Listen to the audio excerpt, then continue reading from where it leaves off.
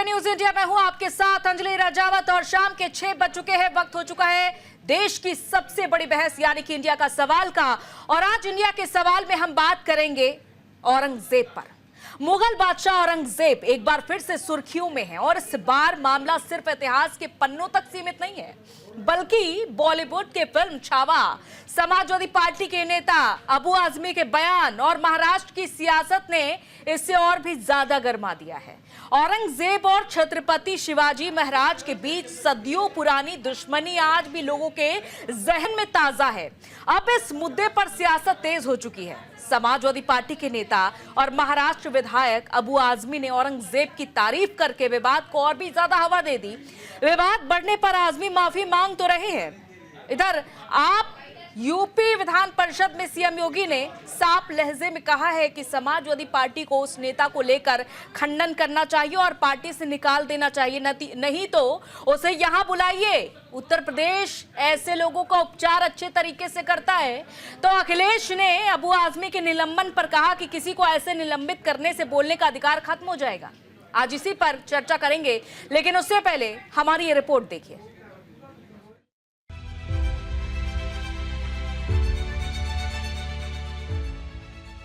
महाराष्ट्र की राजनीति में औरंगजेब को लेकर विवाद जारी है। समाजवादी पार्टी की महाराष्ट्र इकाई के अध्यक्ष अबू आजमी ने हाल ही में औरंगजेब के समर्थन में बयान दिया था।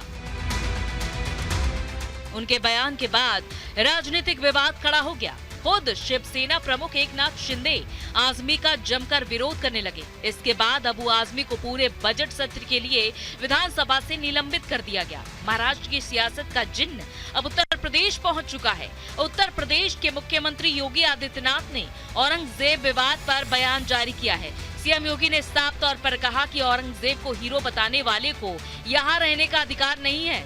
सीएम योगी ने साफ कर दिया कि उस आदमी को यूपी भेज दो, हम इसका इलाज कर देंगे। समाजवादी पार्टी का नेता, आपका विधायक घोषणा करो ना, उस कमबख्त को निकालो पार्टी से और उसको एक बार यूपी भेज दीजिए, बाकी उपचार हम अपने आप करवा लेंगे। महाराष्ट्र विधानसभा से सस्पेंड होने पर अखिलेश ने एक्स पर पोस्ट करके लिखा, किस तरह किसी को सस्पेंड करने से बोलने का अधिकार खत्म हो जाएगा। अबू आजमी ने अपने सस्पेंशन पर कहा कि मैंने कुछ ऐसा नहीं बोला जिसकी वजह से मुझे सस्पेंड किया जाए। मैंने कोई गलत चीज बोला नहीं था, लेकिन फिर भी वापस लिया मैंने कि सेशन चलता रहे, ये सब प्रॉब्लम नहीं हो। मैं अब जो है मैं पूछना चाहता हूँ महाराष्ट्र सरकार से कि क्या दोहरा कानून चलेगा यहाँ पर। प्रशांत कोलरकर साहब ने और राहुल शोलापुरकर साहब ने छत्रपति शिवाजी महाराज को कैसे अपमानित किया है, कि कैसे कैसे अल्फाज बोले हैं। मैं अपने मुंह से वो चीज़ें अपने उन महापुरुषों के बारे में इनके कही हुई बातों को दोहराना भी अपने की शर्मिंदगी महसूस करता हूँ, लेकिन उस पर उनको जेल नहीं, उनको कुछ नहीं हुआ। अब मैंने एक चीज़ बोला जो इतिहासकारों ने बोला था, उसके ऊपर इतना बड़ा एक्शन। देखिए, अबू आसिम का मतलब कि मेरे पीछे 5 लाख जनता है और इस जनता के कामों को लेकर असेंबली में मुझे बात करना, डेवलपमेंट की बात करना, फंड की बात करना, ये सब रह गया। आपकी बार आपने रोक दिया इसको। मैं समझता हूँ कि ये सस्पेंशन जो हुआ है ना, इस पर दोबारा गौर करना चाहिए। कहीं न कहीं इसमें ज्यादती हो रही मेरे साथ। वहीं अबू आजमी के सस्पेंड होने पर महाराष्ट्र सरकार के मंत्री उदय सामंत ने कहा कि छत्रपति शिवाजी महाराज, छत्रपति संभाजी महाराज हमारे आराध्य हैं। अगर कोई उनके बारे में ऐसी बातें कहता है तो उसे निलंबित करना चाहिए। क्या लेटर दिया है, क्या उधर एफिडेविट किया है, उसका इन्फॉर्मेशन लेके उसके ऊपर बात करना उचित रहेगा। मैंने आपका पूरा क्वेश्चन पेपर दिमाग में रखा है, अभी अंदर जाके उसका सब जवाब लिख के वापस में बाहर आके पोडियम पे बोलता हूँ। छत्रपति शिवाजी महाराज, छत्रपति संभाजी महाराज ये हमारे आराध्य दैवत है। उनके बारे में अगर कोई ऐसा बोल देता है तो उसको निलंबन ही करना चाहिए, हमारी मांग है। बीजेपी के नेता राम कदम ने कहा कि सरकार एक कमेटी गठित कर रही है ताकि अबू आजमी को कठोर सजा मिल सके। देखिए, महाराष्ट्र की विधानसभा ने इस विधानसभा सत्र तक उन्हें निलंबित किया है और सर्वोच्च न्यायपालिका का एक फैसला रहा है कि एक विधानसभा सत्र के अधिक निलंबन नहीं किया जा सकता। पर विधायकों की मांग, सभी क्रोधित है। पूरा महाराष्ट्र और देश की भावना, उसका सम्मान रखते हुए कमेटी गठित की गई है। और कमेटी सर्वोच्च न्यायपालिका का वो जो फैसला उसे खंगालेगी, कानून के अलग अलग प्रावधानों का अध्ययन करके समाजवादी पार्टी के दल के इस नेता को अधिक से अधिक कठोर दंड देगी, शिक्षा देगी। योगी ने सपा पर भारत की आस्था पर प्रहार करने का आरोप लगाते हुए कहा कि औरंगजेब ने जजिया कर लगाया, मंदिर तोड़े, भारत का इस्लामीकरण करने की कोशिश की, लेकिन महाराष्ट्र में औरंगजेब का चैप्टर कितने दिन और चलेगा, ये तो देखने वाली बात होगी। Bureau report, news India. तो इसी पर आइए आज चर्चा की शुरुआत करते हैं और इस चर्चा में हमारे साथ एक गेस्ट पैनल जुड़ चुका है जिनसे आपका परिचय करा देते हैं। हमारे साथ जुड़े हुए हैं के जी सुरेश जी जो कि सीनियर जर्नलिस्ट हैं और थोड़ी ही देर में हमारे साथ वो जुड़ेंगे। अनंत अमरजे प्रवक्ता बीजेपी हमारे साथ जुड़ेंगे और इसके अलावा संदीप त्रिपाठी कांग्रेस नेता हैं हमारे साथ जुड़ रहे हैं। धर्मेंद्र सिंह जी प्रवक्ता सपा से जुड़ रहे हैं हमारे साथ, बहुत बहुत स्वागत है आप दोनों का। इसके अलावा सुशील व्यास जी शिवसेना शिंदे गुट से प्रवक्ता है, राशिद अलवी जी कांग्रेस नेता हैं जो कि हमारे साथ जुड़ चुके हैं, आपका बहुत बहुत स्वागत है इस चर्चा में। तो सबसे पहले शुरुआत देखिए, क्योंकि जिस तरीके से बयानबाजी हो रही है और क्योंकि अब औरंगजेब जो कि चर्चाओं में हमेशा ही रहते हैं और धुरी रहती है राजनीति की, सबसे पहले सपा से मेरा सवाल यही है कि आप क्या सोचते हैं औरंगजेब के बारे में, पहले तो आप ये जवाब दीजिए।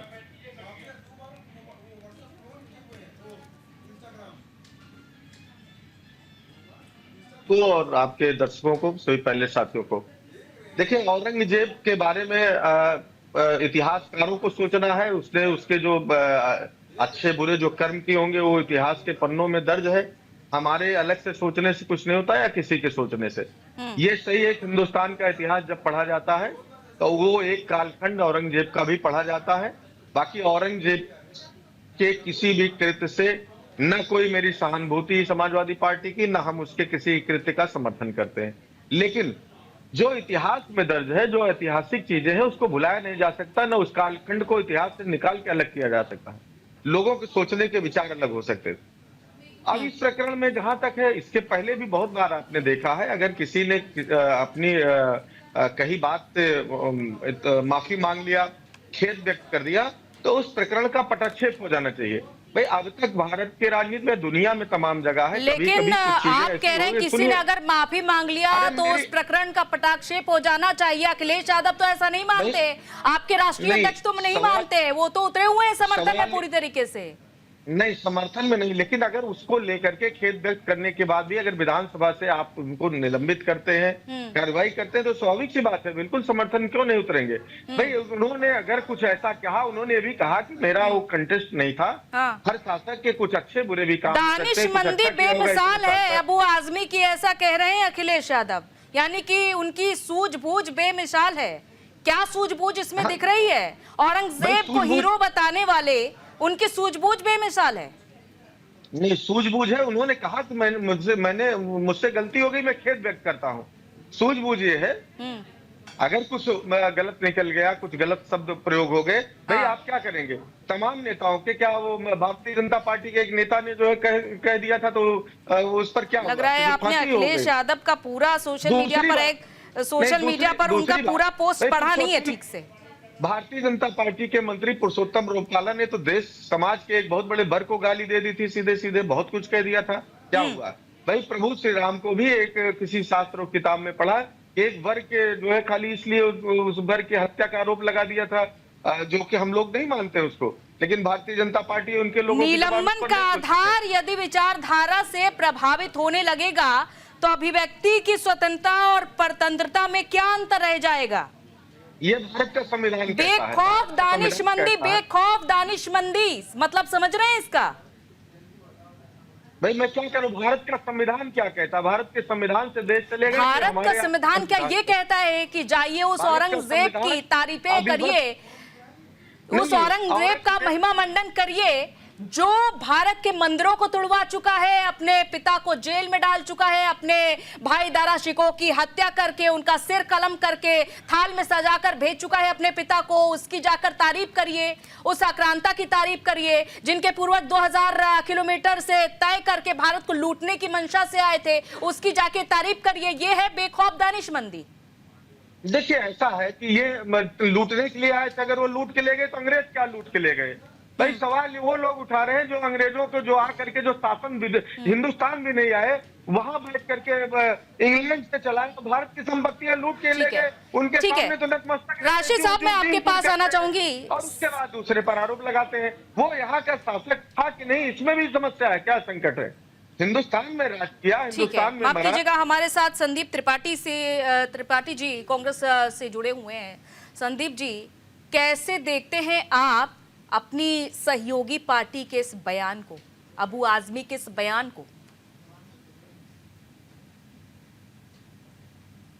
कल ही मैं आपके चैनल पर था और मैंने ये कहा था कि उनके बयान से ना पार्टी ना जो है खुद मैं एक थोड़ा सा भी इत्तेफाक रखता हूँ। और ये जो जिसने बयान दिया, जब उन्होंने ही अपना बयान वापस ले लिया तो जाहिर सी बात है कि वो भी इस बात से इत्तेफाक नहीं रखते हैं। लेकिन आज जिस तरीके से योगी जी ने सदन में, विधानसभा में, विधान परिषद में जिस तरीके के शब्दों का इस्तेमाल किया, वो कहीं ना कहीं मुझे लगता है कि औरंगजेब जो था वो इसी तरीके की भाषा का इस्तेमाल करता रहा होगा अपने प्रतिद्वंदियों के लिए। प्रतिद्वंदियों को सुअर बता देना, जो है अभद्र भाषा, गंदी नाली और इस तरीके की भाषा का इस्तेमाल। और एक बात मजेदार और अंजलि जी, अभी उर्दू के संबंध में माता प्रसाद पांडे जी ने खड़ा किया तो बड़ा आए बात कर रहे थे योगी जी, और खुद कमबख्त जैसे शब्द का इस्तेमाल करते हैं जो कि उर्दू का शब्द है। तो बड़ी हास्यास्पद इन लोगों की स्थिति बड़ी मतलब दुविधाजनक है। ये चाहते क्या है, सोचते क्या है और बोलते क्या है। अब आपने बात को कहां से कहां घुमा दिया सर। सीधा आपसे सवाल यही था कि अबू आजमी के बयान से आप कितना ताल्लुकात रखते हैं, गलत मानते हैं या सही मानते हैं? उर्दू कहां से आ गई बीच में? अंजलि जी, उसको एक शब्द में मैंने पहले ही कह दिया कि बिल्कुल हम उससे इत्तेफाक नहीं रखते हैं। लेकिन जो सवाल खड़ा कर रहे हैं उनसे मेरा सवाल है, जो सत्ता पक्ष है उनसे एक छोटा सा सवाल अगर आपकी अनुमति हो तो पूछ लूं। अन्यथा आज देखिए, हमने ये बात क्यों कही कि औरंगजेब इसी तरीके से रहा होगा। जिस तरीके से औरंगजेब ने तानाशाह के रूप में इस देश पर शासन किया, आज उसी तानाशाह का प्रतिबिंब भारतीय जनता पार्टी के दो नेता हैं, केंद्र में मोदी जी और हमारे उत्तर प्रदेश में योगी जी। योगी जी ने कहा कि अबू आजमी को भेज दीजिए, हम उनका उपचार कर देंगे। बड़ा बढ़िया डॉक्टर हैं अंजलि जी। योगी जी बहुत गजबे के डॉक्टर हैं, इतने गजबे के डॉक्टर हैं कि 7 मुकदमे उनके ऊपर थे, अपने मुकदमे खुद वापस ले लिए। अब ये डॉक्टर है ना बढ़िया, तभी तो खुद के ऊपर के मुकदमे वापस ले लिए। आपको कुल मिलाकर बात को इधर उधर घुमाना है, उसका सीधा कोई जवाब नहीं देना है। घूम फिर के बाद उत्तर प्रदेश के मुख्यमंत्री पर आ गई। ऐसे लग रहा है कि उन्होंने तारीफ की थी, ऐसे लग रहा है उन्होंने तारीफ की थी औरंगजेब की। अंजलि जी नहीं, जब बीजेपी होगी यहाँ पर तो बीजेपी से भी मैं सवाल करूंगी, कौन से इलाज की बात हो रही है, किस तरह के इलाज की बात हो रही है। सवाल बीजेपी से भी होगा, लेकिन जो सवाल आपसे किया उसका आंसर तो आपने दिया ही नहीं। अपने ही उसमें दिखा रही है, बार बार उनका वक्तव्य चला रही है, दिख रहा है, तो हम उन पर सवाल नहीं करेंगे। भाई बाबा जी, आप इतने बड़े डॉक्टर हो तो बेरोजगारी का इलाज कर दो। लेकिन क्या आप चंडीगढ़, लुधियाना, पंजाब, आप उस विचारधारा पर सवाल करने में क्या सक्षम नहीं है जो औरंगजेब की तारीफ कर रहे हो? औरंगजेब की तारीफ अंजलि नाम सुन के ही कोई भी, मैं गारंटी के साथ कह सकती हूँ कि भारत का जो मुस्लिम है ना, वो भी औरंगजेब का नाम नहीं लेता है। और आप उस औरंगजेब की तारीफ करने वाले के यहाँ पर उनके बारे में तो टिप्पणी नहीं कर रहे हैं, लेकिन घुमा फिरा के बात ले जा रहे कहीं और। और बोलिए, सुन रहे हैं भाई, आप ही को सुन रहे हैं। ये आपके बोलने का तरीका होगा, इस तरह से हम बोलते नहीं है। सवाल आपसे किया था, उसका जवाब आप दे नहीं पा रहे हैं। उससे ज्यादा तो आप प्रवचन कर रही हैं। नहीं, प्रवचन, अगर आप प्रवचन सुनने बैठे हैं तो प्रवचन के लिए आप गलत जगह आ गए हैं। नहीं तो आप शराब प्रवचन के लिए फिर गलत जगह आ गए, आपने गलत जगह चुन लिया, नहीं है, गलत जगह चुन लिया, ठीक है। अपने सवाल सुशील व्यास जी का रिएक्शन लेते हुए, सुशील व्यास जी, ये भारतीय जनता पार्टी पर सवाल खड़ा करे तो आपको इतनी दिक्कत कहाँ नहीं मैंने आपसे अभी कहा ना, बीजेपी यहाँ पर होती तो उनसे भी सवाल हो रहा होता, तो उनसे भी जवाब आपको दिलवाते। उनको पता चल जाता सुशील व्यास जी, अपना रिएक्शन प्लीज दीजिएगा, क्योंकि ये जो बयान आया है अबू आजमी का, अब इस पर ना सिर्फ महाराष्ट्र तक सियासत सीमित रह गई है बल्कि यूपी तक भी पहुंच चुकी है। सीएम योगी कह रहे हैं कि निकालिए पार्टी से, नहीं तो बताइए कि उत्तर प्रदेश भेजिए, हम इलाज करेंगे। आप कैसे देखते हैं? अब वो अंजलि जी, योगी जी क्या कह रहे हैं हम उस पर नहीं जाना चाहते, लेकिन जो अबू आजमी ने बयान दिया औरंगजेब की महिमा मंडन करने का, उससे पूरा देश और विशेषकर महाराष्ट्र की एक एक भाई बहन आहत है, क्योंकि हमने इतिहास में देखा कि हमारे देवता तुल्य छत्रपति शिवाजी महाराज और उनके पुत्र छत्रपति शिवाजी के साथ किस तरह का क्रूर और भयावह अत्याचारीपूर्ण व्यवहार किया था औरंगजेब ने। और कोई भी महाराष्ट्र का बच्चा अगर कोई उनकी महिमा मंडन करता है औरंगजेब की, तो उसको कदापि भी बर्दाश्त नहीं करेगा। और मैं पूछना चाहता हूँ, ऐसा क्या मौका था कि अचानक अबू भाई आजमी को ये बोलना पड़ा औरंगजेब की? ना तो कोई मौका था, न कोई त्योहार था, न कोई इस तरह का आयोजन था। अचानक पत्रकारों के सामने जाकर के उन्होंने औरंगजेब को कह दिया वो उत्कृष्ट राजा थे, वो क्रूर नहीं थे, उन्होंने अच्छी तरह से राज चला। ये महिमा मंडन करके वो आप देश के हिंदू जो है और जिनको जो अत्याचारी राजा के प्रति उनको भड़काने का काम कर रहे हैं, उनका मेन उद्देश्य भड़काने का था और इसीलिए उनके ऊपर एफआईआर हुई है। और शायद इसीलिए सदन में आज एक मत से उनको निलंबित करने का प्रस्ताव पास हुआ। अभी हमारे भाई बोल रहे थे, हमें बताना चाहता हूँ, एक मत का मतलब होता है एक भी विधायक विरोध में नहीं बोला। उसमें 42 लोग वो भी थे जिनके समर्थन से अबू आजमी जी 4 महीने पहले महाराष्ट्र विधानसभा में चुन के आए। तो आपके सहयोगी दल, आपके अपने विधायक सदन में विरोध क्यों नहीं किया निलंबन प्रस्ताव का? उन्होंने भी समर्थन किया है। इसका मतलब आप समझते हैं कि जन भावना कितनी कड़वी है, कितनी गहरी है। और उन जन भावना को ध्यान में रख के आपके अपने विधायक सदन के अंदर उनके निलंबन का समर्थन करते। तो इसलिए ये जो है देश का कोई भी देशभक्त भाई बहन औरंगजेब की महिमा मंडन को स्वीकार नहीं करेगा। केजी सुरेश जी, सर जिस तरीके से बयान आया, खुद अबू आजमी स्वीकार कर रहे हैं, ठीक है मुझसे गलती हो गई, जिनकी भावनाओं को हानि पहुंची उससे माफी मांग रहे हैं। अब अखिलेश यादव उतर आए समर्थन में पूरी तरीके से, तो क्या इससे औरंगजेब का और अबू आजमी का समर्थन करने से क्या आप मुस्लिम वोटर्स को झुका लेना चाहते हैं, जो खुद औरंगजेब के खिलाफ है, जो मुस्लिम वोटर्स? देखिए, ये इस देश की त्रासदी रही है कि हमारे नेताओं ने कुछ वोट बैंक के चक्कर में जो मुस्लिम समाज है उसको आक्रांताओं के साथ जोड़ने का प्रयास किया। हालांकि इस देश का इतिहास गवाह है कि जो आक्रांता, चाहे औरंगजेब हो, तैमूर हो, जितने भी आक्रांता आए, उन्होंने उतना ही मुस्लिम समाज पर भी अत्याचार किया। लेकिन इसके बावजूद इस तरीके से इतिहास को प्रस्तुत किया जैसे कि हमारा जो देश का मुस्लिम समाज है वो बाहर से आया है, मध्य एशिया से आया है, अरब से आया है, तुर्की से आया है। हालांकि हमारे बहुतायत बहुसंख्यक मुस्लिम समाज भारतीय मूल के हैं, लेकिन राजनीति के चलते उनको इस तरीके से इतिहास को प्रस्तुत किया गया जिससे वो अपने आप को और उसमें एक तबका अपने आप को उन आंखों के साथ आइडेंटिफाई करने लग गया उनको। जबकि हालांकि आज आपने देखा इंडोनेशिया के जब राष्ट्रपति भारत में आए थे 26 जनवरी को, उन्होंने खुलेआम उन्होंने कहा कि मेरा डीएनए भारतीय है। यानी कि इस देश का जो डीएनए है, चाहे वो हिंदू हो, मुसलमान हो, ईसाई हो, सिख हो, हम सबका डीएनए एक है, कोई विदेशी नहीं है। लेकिन इसके बावजूद एक ऐसा नैरेटिव आख्यान गढ़ा गया जिससे कि आक्रांताओं के अत्याचारों के साथ जो है हमें गर्व करने लग गए। एक समाज के एक तबके को यह बताया गया कि हमें गर्व करना है उनके उस अत्याचारों पर। यहां तक कि पंडित जवाहरलाल नेहरू अपने डिस्कवरी ऑफ इंडिया में लिखते हैं बिल्कुल स्पष्ट रूप से कि औरंगजेब के अत्याचारों की चर्चा करते हुए वे लिखते हैं कि औरंगजेब भारतीय शासक नहीं थे, एक मुस्लिम शासक थे। यह पंडित जवाहरलाल नेहरू ने लिखा है।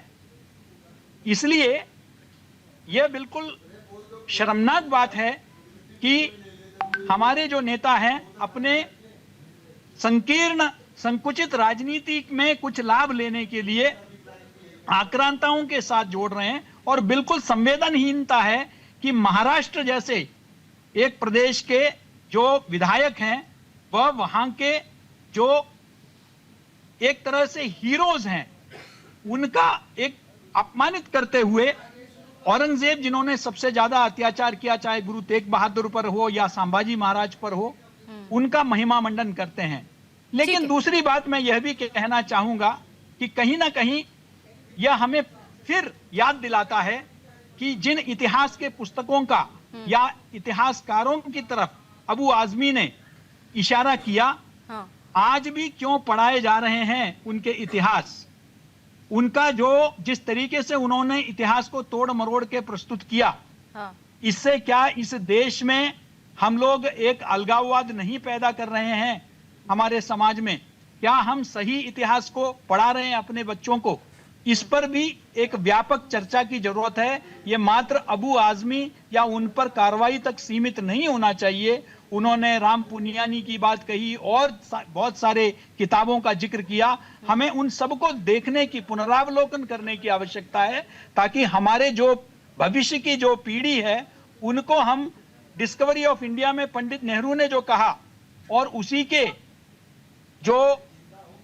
उसी से संबंधित जो बातें हुई है, ठीक है, आपका ये कहना है कि इतिहास पर तो चर्चा ठीक है होनी चाहिए, लेकिन अबू आजमी कह रहे हैं कि गलत बताया गया है, वो क्रूर शासक नहीं था, इतिहास को गलत तरीके से दिखाया गया है। धर्मेंद्र जी, इस पर जवाब आपसे चाहते हैं। नहीं, हमने पहले भी कहा, अभी भी कह रहे हैं अंजलि जी कि वो सब्जेक्ट, वो जो चीज जहां से शुरू हुई थी उन्होंने उस पर अपना खेद व्यक्त कर दिया और अपने बयान को वापस ले लिया।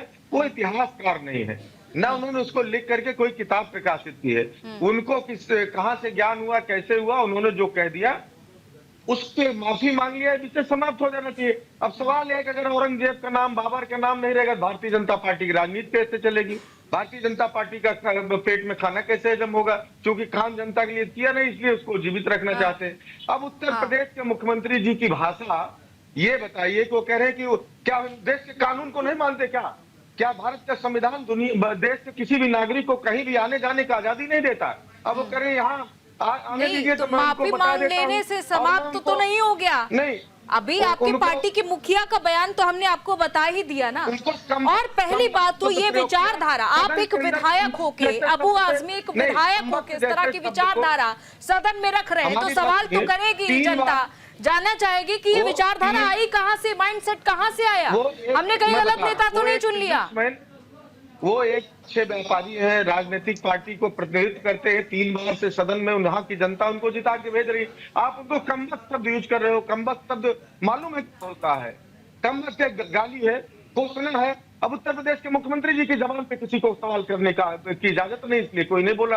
रही बात आप बार बार करें, भाई देखिए इतिहास में मैंने कहा कोई भी शासक रहा है उसके 2 पहलू हैं। बुरा पहलू ज्यादा है औरंगजेब का, हम लोग औरंगजेब को नहीं मानते हैं। औरंगजेब ने जो किया उसको जस्टिफाई कोई नहीं कर सकता, उसकी आलोचना करते हैं। आपकी बात को बीच में रोकना चाह रही हूँ क्योंकि यहाँ पर एक छोटे से ब्रेक के लिए हम जा रहे हैं। आप अपनी बात जारी रखिएगा, लेकिन एक छोटे से ब्रेक के बाद यहाँ पर एक ब्रेक का वक्त है।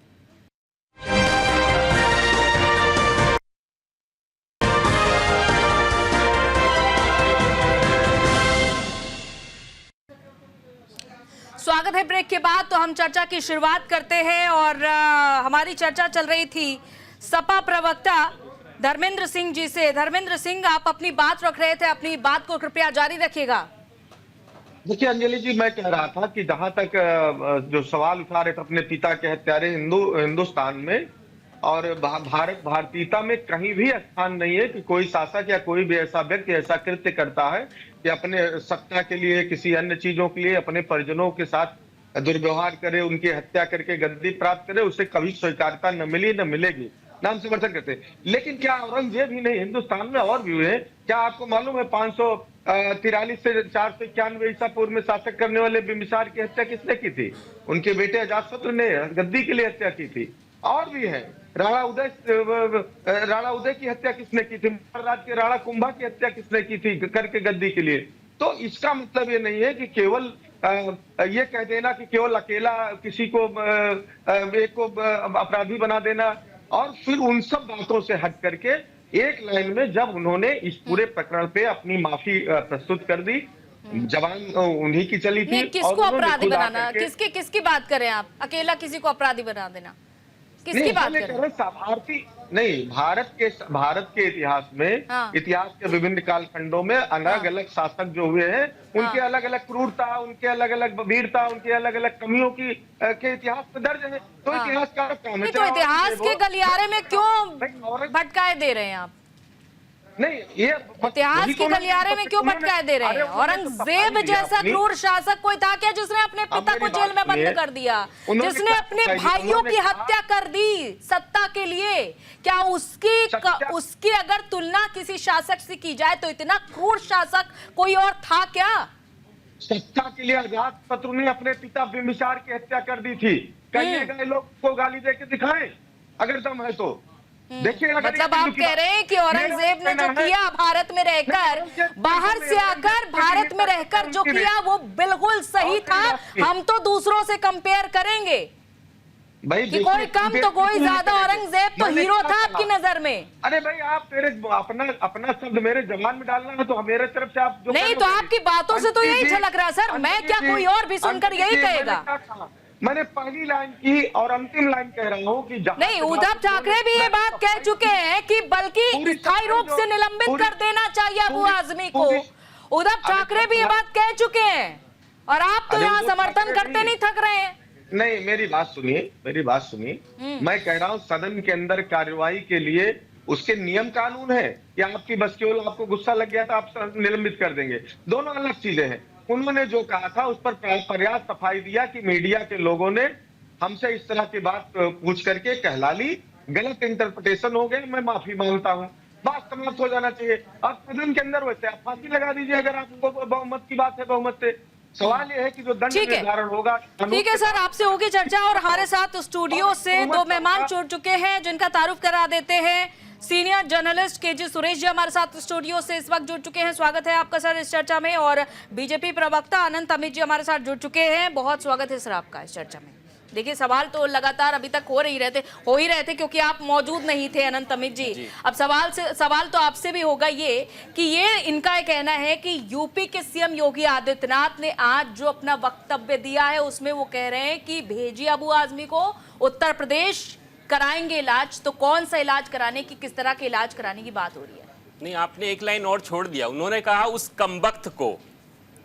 देखिए, अबू आजमी सपा विधायक जिस तरीके से, और उसके बाद कांग्रेस के नेता राशिद अलवी और उदित राज ने जिस तरीके से मध्य युग के सबसे क्रूर शासक औरंगजेब पे जिस तरीके से बयान दिया है, भारतीय समाज उसकी भर्त्सना करती है और भारतीय समाज कभी भी इसको माफ नहीं करेगा। और जिस तरीके से आज हम 21वीं सदी में जी रहे हैं, आज हम एआई की बात कर रहे हैं, और इस 21वीं सदी में इस तरह का बयान देना एक नैरेटिव सेट करना जैसा लगता है। और ये बयान सिर्फ बयान नहीं है, ये छत्रपति शिवाजी महाराज, संभाजी महाराज का अपमान है। ये देश के करोड़ों सनातनियों का अपमान है। मांग तो ली माफी, नहीं मांग तो लिए। देखिए, ये अबू आजमी का पहला बयान नहीं है। 2023 में भी उन्होंने कहा था, उससे पहले भी कहा है, और बार बार कहने के बाद माफी मांगना ये साबित करता है कि हिंदुस्तान के सनातनियों के खिलाफ एक साजिश रची जा रही है और ये हिंदुस्तान के सनातनी कभी माफ नहीं करेंगे। और इस तरह के अबू आदमी जैसे नेताओं को हम ये कहना चाहते हैं, इंडी गठबंधन से पूछना चाहते हैं कि आप ये बताइए, कांग्रेस का सांसद प्रतापगढ़ी जाता है, उनके मजार पर फातिया पड़ता है, तो क्या मैसेज देना चाहता है देश को? हम कांग्रेस से भी पूछना चाहते हैं, इंडी गठबंधन से पूछना चाहते हैं कि आपके नेता, सपा के नेता, कांग्रेस के नेता ये बार बार औरंगजेब पर इस तरह का बयान देकर देश को क्या बताना चाहते हैं? उस औरंगजेब की बात करते हैं जिस औरंगजेब के लिए छत्रपति शिवाजी महाराज के राजकवि श्री भूषण ने लिखा था कुंभकर्ण असुर अवतारी औरंगजेब, काशी और प्रयाग के दुहाई फेरे रब की, तोड़े देव देवालय शहर मोहल्ले, लाखों मुसलमान के माला फेरे रब की। काशी करबला होती, मथुरा मदीना होता, शिवाजी ना होते तो सुन्नत होती सबकी, शिवाजी ना होते तो सुन्नत होती सबकी। शिवाजी अगर आज नहीं होते और देश की जो स्थिति होती, इतने मंदिर तोड़े गए। और एक चीज बताना चाहता हूं मैं आपको, मैं इंडी गठबंधन से पूछना चाहता हूं कि जिस औरंगजेब के बारे में शाहिद फरमाने का डिटेल में एक पुस्तक आई थी, जिसके मसीरे आलमगिरी, जिसके ट्रांसलेट बाय यदुनाथ सरकार, पेज नंबर 80 से लेकर 100 तक में वो कहते हैं कि सन 6 अप्रैल 1669 को उन्होंने कहा था कि उदयपुर से लेकर देश में जितने भी मंदिर हैं उसको तोड़ देना चाहिए। उसके बाद 2 सितंबर 1669 को इंप्लीमेंट होता है और 1670 में सारे मंदिरों को तोड़ दिया जाता है। तो मैं पूछना चाहता हूं ऐसे लोगों से, सपा और इंडी गठबंधन के लोगों से, ये मंदिरों को तोड़ने के लिए और इस तरह के कितने अधर्म काम किए गए, उसके लिए इस तरह का कहना ये साबित करता है कि सनातन के खिलाफ है और सनातन इसको कभी भी माफ नहीं करेगा। जवाब दीजिए आप, पहले तो धर्मेंद्र जी से, फिर संदीप जी। अंजलि जी इतना गुस्सा इनको तब नहीं आया जब सनातन में गाय को माता मानते हैं, माँ गाय को इनके युग पुरुष सावरकर जी कहते थे जानवर है तो उनको भी खाया जा सकता है, तब इनको गुस्सा नहीं आया। इनकी सरकार में किरण रिजिजू मंत्रालय का आनंद ले रहे हैं, जब वो गाय कहते था मैं बीफ खाता हूँ, बीफ खाते हैं, तब इनको गुस्सा नहीं आया। जब इनके पुरुष आडवाणी जी जा करके जिन्ना की मजार पर उसको धर्मनिरपेक्ष बता रहे थे, तब इनका गुस्सा कहाँ चला गया था? भाई जबान निकली और बात निकली। हमने कहा समाजवादी पार्टी के एक नेता ने इस तरह का बयान दिया, हम औरंगजेब का किसी तरह से बैकिंग नहीं करते, समर्थन नहीं करते। धर्मेंद्र जी, गलती किसी इंसान से एक बार होती है, बार बार एक ही चीज की बार बार अनुसरण करना ये गलती नहीं हो सकती है। ये बार बार अपमान करने की फरियाद। अब आपने इनका बयान, संदीप जी भी कुछ रिएक्शन देना चाहते हैं। करके दिखाइए सावरकर, संदीप जी और किरण रिजिजू का इस चैनल से। ठीक है, चैलेंज आप दिखाइए उनकी आलोचना करके। संदीप जी, आपकी प्रतिक्रिया अनंत जी की इस बात पर। आपने कहा कि ये शब्द मैं भूल गया, वो कमबख्त शब्द उर्दू का, जिस उर्दू से उनको नफरत है, उस शब्द का प्रयोग ठीक है सर, भी करके दिखाइए। हाँ संदीप जी। अंजलि जी, अब कहा हम बोलेंगे तो फिर आप बोलेंगी, तो ऐसे तो डिबेट हो नहीं पाती है। अब देखिए भाजपा की तरफ से 1 2 3 4 5 लोग बैठे हैं, तो रिक्वेस्ट है कि सुनिएगा। 5 किसे गिन लिया आपने? अकेले अनंत जी ही बैठे हैं। नहीं, वो सब समझ अपनी आप अपनी सहयोगी पार्टी को भी गिन लिए गलती से। मेरा परसेप्शन होना ये हमारा है। आप ये कह रहे हैं कि अखिलेश यादव है बीजेपी के साथ, आप तो अकेले पड़ गए। नहीं, धर्मेंद्र जी है हमारे साथ में। हाँ, तो फिर 5 कौन हो गए? हाँ है ना, वो अपना सब सर्टिफिकेट ले लेंगे। कांग्रेस आजकल बड़ी कंफ्यूज चल रही है। नहीं, कांग्रेस का अपने पास अपने लिए तो कुछ है नहीं, इतनी कंफ्यूजन अच्छी बात नहीं है। काहे नहीं परेशान है? आडवाणी जी को जो है मजार पर चादर चढ़ा के और ज्ञान दीजिएगा दूसरे को। मोदी जी बिरयानी खाने जाएंगे पाकिस्तान, बिना देश को बताया, ज्ञान दीजिएगा हमको। मोदी जी के यहाँ मुस्लिमों के यहाँ से ईदी जाएगी, ज्ञान दीजिएगा हमको। पसमानदा सम्मेलन उत्तर प्रदेश में करवाइएगा, आप हिंदू मुस्लिम हमसे करिएगा। और देश को 65 साल तक ज्ञान आप देते रहे। अब देखिए ये टटिया नहीं लेना, ये हमने कहा था। हाँ, शांति से सुनिए।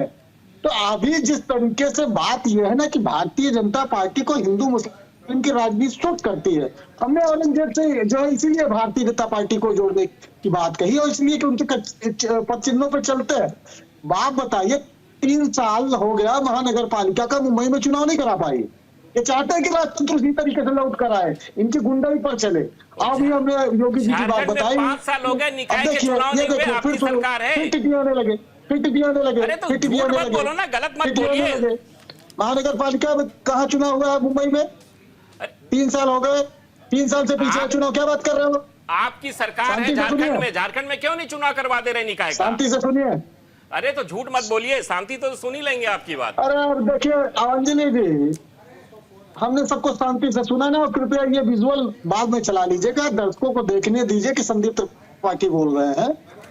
तो अंजलि जी, मजेदार बात, और अभी बात आई कि औरंगजेब ने इनको मारा उनको मारा तब गद्दी ली।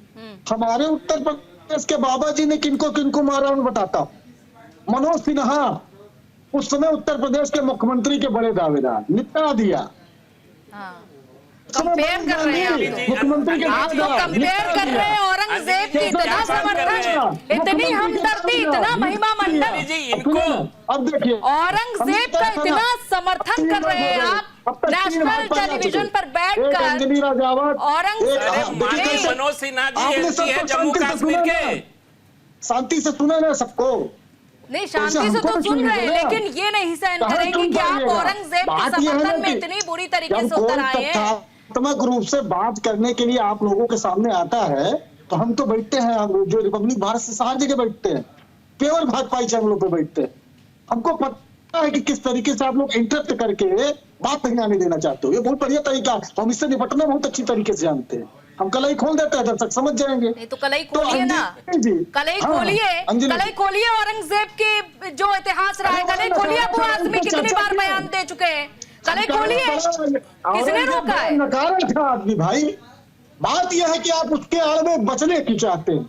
हमने कहा कि अगर योगी जी बहुत बड़े डॉक्टर हैं, वो भेदभाव कहते हैं कि हमने उत्तर प्रदेश में भ्रष्टाचार खत्म कर दिया। मैं आपको घटना दे रहा हूँ, ट्वीट भी किया हूँ। उत्तर प्रदेश के कुंडा प्रतापगढ़ तहसील में इनकी योजना, पीएम किसान योजना में 2 लाख फर्जी किसानों का जो है रजिस्ट्रेशन हुआ है। वहां लोकल पत्रकार पहले खबर चला रहे हैं, आज तक कार्रवाई करने की हिम्मत नहीं हो पाई। करिए, आप हिम्मत है आप में, तो आप में अगर हिम्मत है तो बेरोजगारी के खिलाफ लड़का दिखाए। 4 साल से आप कुल मिलाकर बात साफ हो चुकी है। धर्मेंद्र जी हो या फिर संदीप त्रिपाठी जी हो, दोनों ये मान चुके हैं कि हीरो है आपके लिए औरंगजेब। आप किसी से भी किसी की तुलना कर देंगे। आप ये तय कर चुके हैं, आप ये तय करके आए हैं कि आप औरंगजेब को हीरो बनाकर ही रहेंगे, भले ही कितने कत्लेआम मचाए हो, कितने सौ उसके सिर पर मर्डर का। नहीं कितने बात कर रहे हो, फर्जी पत्रकार है। नहीं 7 खून माफ है आपके लिए। बयानों के आधार पर आप नेशनल डिबेट में आकर चर्चा करने के लिए शामिल हो जाते हैं। आपको शर्म नहीं आती त्रिपाठी जी? उस फर्जी पत्रकार की बात कर रहे हैं आप। ठीक है, फर्जी मुकदमा करेंगे। अगर फर्जी पत्रकार है हो चुका है, कार्रवाई भी चल रही है। सुनील व्यास जी आपके पास आते हुए, क्योंकि औरंगजेब की बात हो रही है, औरंगजेब वही जिसने संभाजी महाराज का क्या हश्र किया था। थोड़ा सा अंजलि जी इतिहास की बात सुन लीजिए, मेरी बात सुन लीजिए। मैं बहुत देर से आपकी बात भी सुन रही हूँ, आप अन्य मेहमानों की तरफ भी जाने दीजिए। सुनील व्यास जी बहुत देर से बैठे हुए हैं, आपने तो बात करी, अनर्गल बात करी, इधर उधर की घुमा के बात कर रहे हैं आप। सुनील व्यास जी से तो जवाब नहीं देंगे ना। थोड़ा अंजलि जी ऐतिहासिक बात नहीं, ऐतिहासिक बात आप बहुत कर चुके, और ऐतिहासिक बात में आप औरंगजेब का ही समर्थन कर रहे हैं। आप आपसे और क्या जानना है? चलिए आप मत जानिए।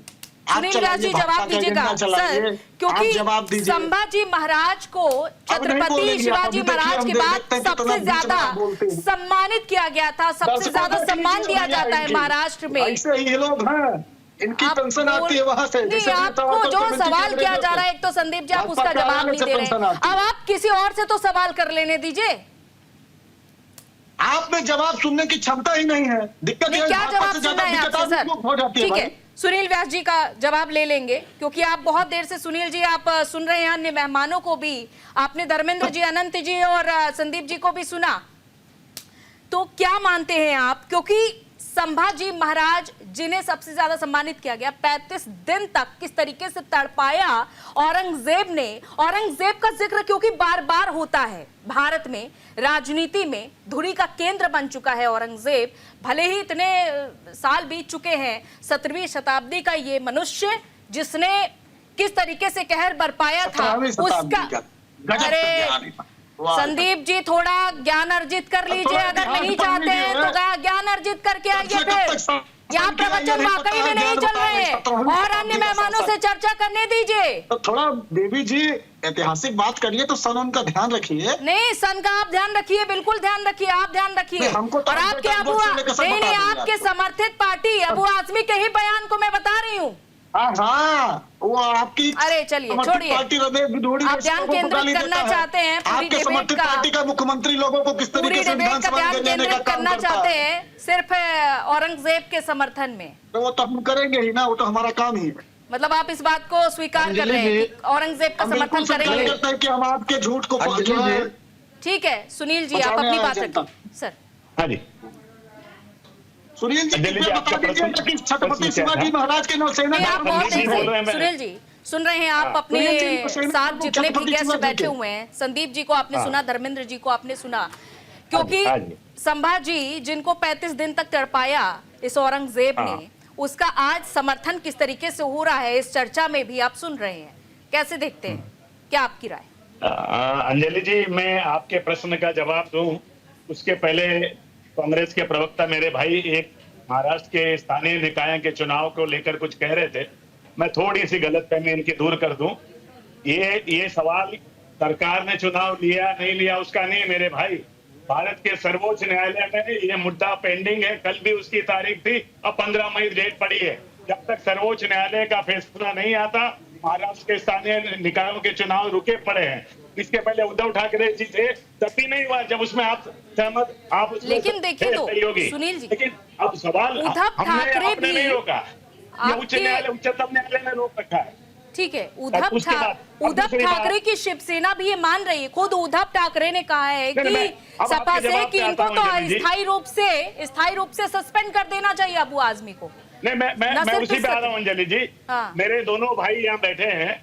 महाराष्ट्र विधानसभा की कुल संख्या है 288, हम लोगों की जो सत्ता में है भाजपा और हम सब लोग मिलकर 235, बाकी सारे विधायक जिसमें एक विधायक अबू आजमी के अलावा रईस शेख समाजवादी के भी हैं, 16 कांग्रेस के हैं, 10 शरद पवार के हैं, 20 उद्धव ठाकरे के हैं, और आज उनको निलंबित करने का फैसला एक मत से पूरे सदन ने लिया।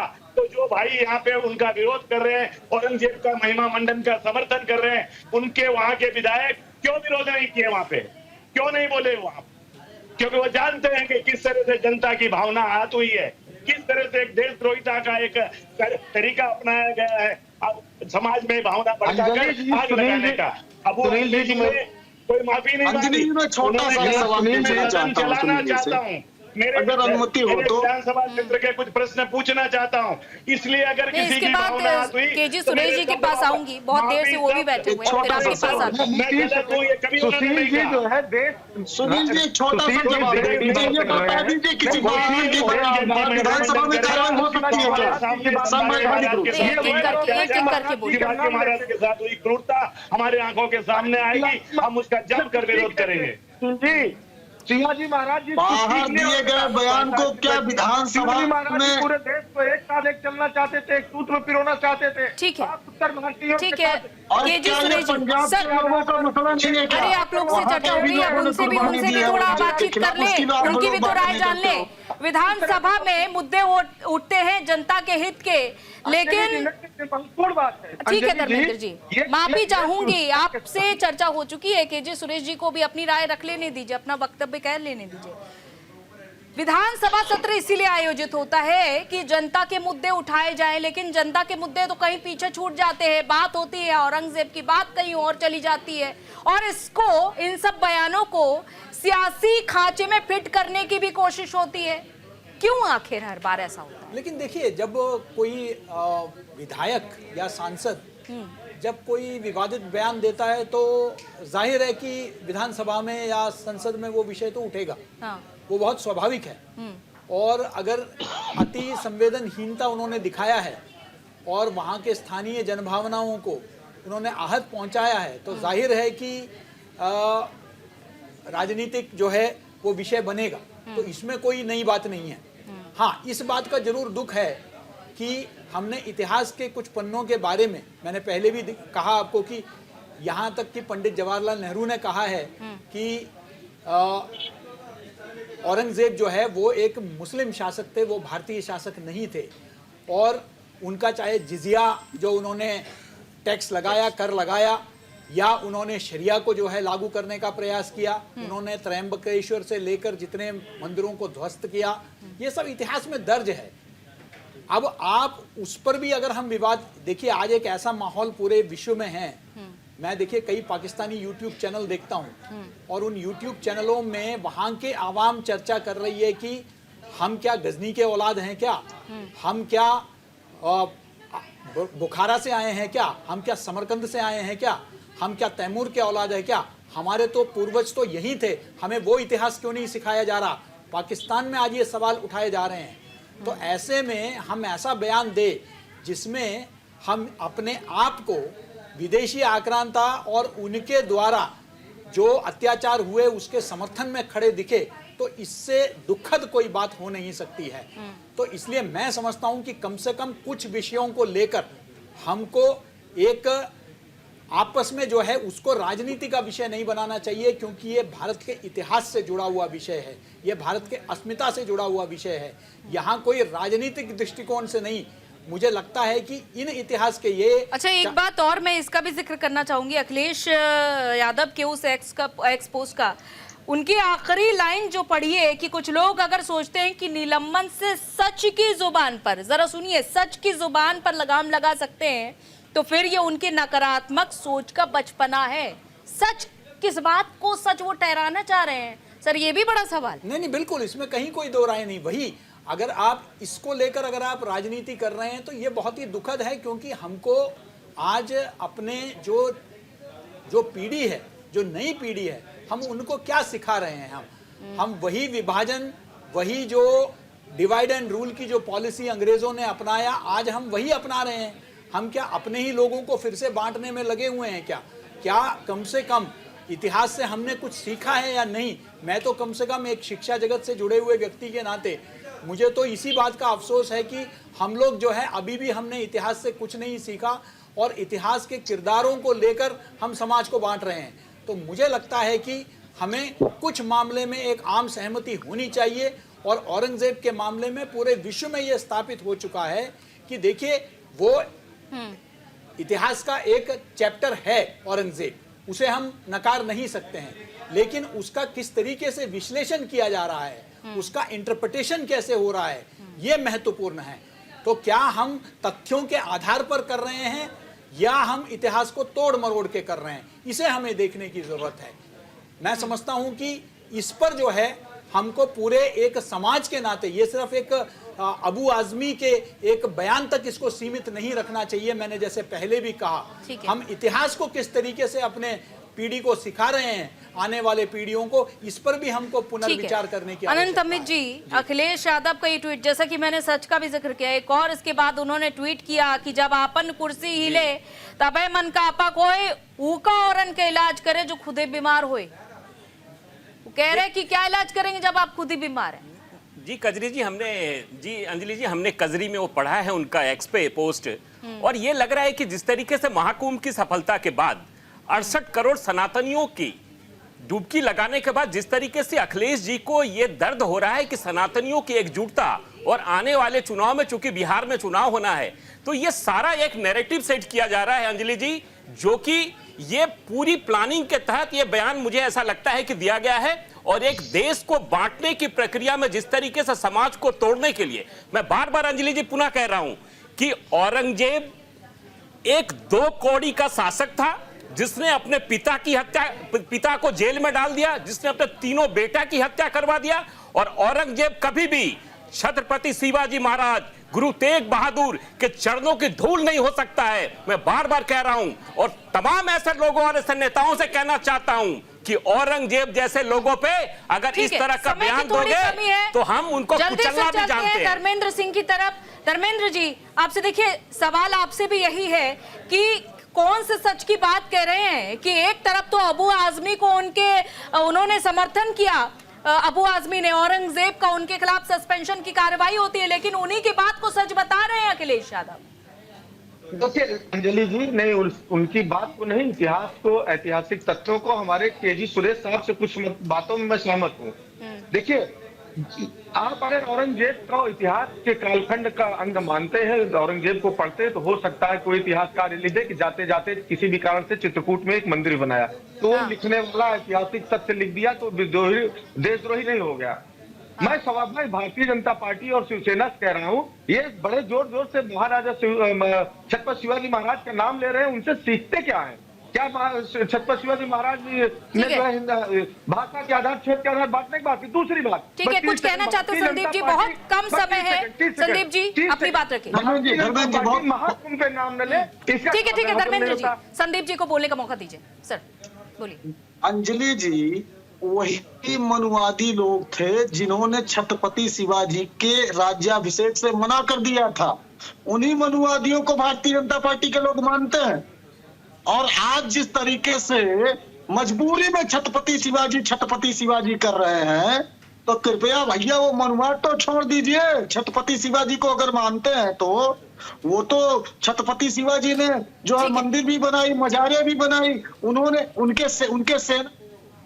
चलिए, बहुत बहुत शुक्रिया हमारे साथ इस चर्चा में शामिल होने के लिए। और क्योंकि अब जब बात उठी है तो कहां तलक जाएगी देखना ये होगा अहम, क्योंकि एक तरफ अबू आजमी जो अपने बयान से पीछे हटते हुए नजर आए, जिन्होंने स्वीकार कर लिया अपनी गलती, लेकिन अखिलेश यादव एक के बाद एक ट्वीट करके भरोसा जता रहे हैं और ये कह रहे हैं कि सच पर तो ताला नहीं लगा सकते। खैर, अखिलेश यादव उस बयान पर पलटवार कर रहे हैं जो सीएम योगी आदित्यनाथ ने कहा कि भेजिए यूपी में इलाज करते हैं। तो क्या इलाज कौन करेगा और क्या कार्रवाई होगी, ये फिलहाल देखना होगा। इसी के साथ इस चर्चा में इतना ही, इजाजत दीजिए, नमस्कार।